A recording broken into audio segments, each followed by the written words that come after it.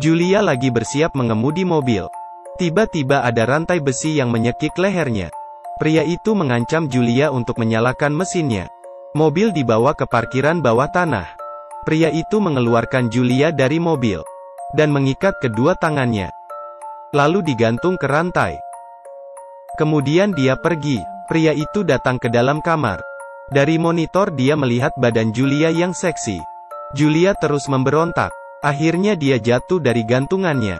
Dia segera mencari telepon di dalam bajunya untuk melaporkan ke polisi. Pria itu melihat Julia kabur, namun dia tidak khawatir. Dia memakai kacamata hitamnya. Belum jauh Julia melarikan diri. Dia sudah ditangkap pria itu. Kemudian dia dibawa ke atas mobil pickup. Tangannya juga diikat. Kemudian pria itu memanaskan sebatang besi. Kemudian mencetak simbol di kaki Julia. Julia kesakitan hingga pingsan. Pria itu memindahkan Julia ke mobil lain. Kemudian membawanya keluar.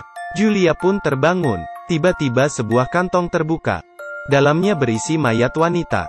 Julia akhirnya sadar, dia bertemu pembunuh yang tidak waras. Mobil berhenti di kawasan sepi. Pria itu membuka lubang dengan sekop. Kemudian menguburkan mayat ke dalam lubang itu. Memanfaatkan situasi begini, Julia membuka kunci tangannya. Wanita ini ditangkap pembunuh yang tidak waras. Saat pria itu pergi, dia membuka kuncinya. Kemudian dikeluar dari belakang mobil dan masuk ke dalam hutan. Pria itu tidak mengejarnya. Dia mengeluarkan rantai besi dari mobil.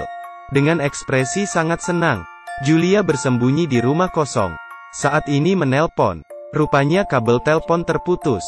Pria itu sudah datang ke rumah itu. Namun saat pria itu masuk rumah, Julia memukulnya dengan sekop. Pria itu terpukul hingga terjatuh. Julia ingin terus memukulnya, tapi pria itu berhasil merebut sekopnya. Julia pun segera kabur. Dia masuk ke dalam satu kamar dan mengincu pintu kamar itu. Saat pria itu hampir berhasil masuk ke dalam kamar, Julia keluar melompat dari jendela. Akhirnya dia datang ke rawa-rawa. Kemudian pergi dengan sampan kecil. Melihat pria itu yang sudah mulai mendekatinya. Untungnya, Julia sudah sampai di darat. Dia pun berlari ke sekolah lama. Pria itu pun mencarinya ke situ. Julia mendapatkan 2 botol bensin dan bersembunyi di dalam kegelapan. Saat pria itu tidak memperhatikannya, dia memukulnya dengan kayu. Kemudian dia meletakkan bensin di kantong dan menutup kepala pria itu dengan kantong plastik. Kali ini, Julia tidak buru-buru kabur. Dia menarik pria itu keluar, dan juga meminta adiknya datang menjemputnya. Mereka memasukkan pria itu ke belakang mobil, kemudian membawanya pulang rumah. Pria itu diikat seperti seekor anjing. Sekarang semua sudah terbalik. Pria ini seorang pembunuh yang tidak waras. Dia selalu membunuh gadis muda. Tapi kali ini dia masuk ke perangkap orang lain, sehingga dia menjadi mangsa wanita ini. Julia sengaja menjatuhkan kunci ke lantai. Pria itu pun mengambilnya. Kunci ini bisa membuka gemboknya. Saat dia keluar dari kamar, Julia menyerangnya dari belakang. Kemudian Julia pun segera kabur. Pria itu berusaha mengejarnya, tapi malah terkena perangkap di tangga. Dia berharap untuk menangkap Julia. Tiba-tiba semprotan air pedas mengenai mukanya. Pria itu yang baru sadar, dipukul dengan panci hingga pingsan. Kemudian dia diikat di kursi dengan kawat besi. Julia memberikan alkohol ke luka pria itu. Kemudian menyiksanya terus-menerus. Adiknya yang melihat kakaknya itu, dia juga ingin mencoba. Dia memakai baju seksi untuk memancing mangsa. Dia ke bengkel mobil. Dia pun menggoda pria montir di bengkel itu. Sepertinya, cowok itu biasanya tidak banyak menggunakan otak.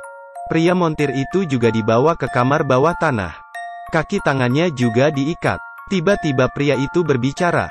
Pria montir sangat ketakutan. Pria itu memberitahu kejadian yang dia hadapi. Pria montir itu semakin ketakutan.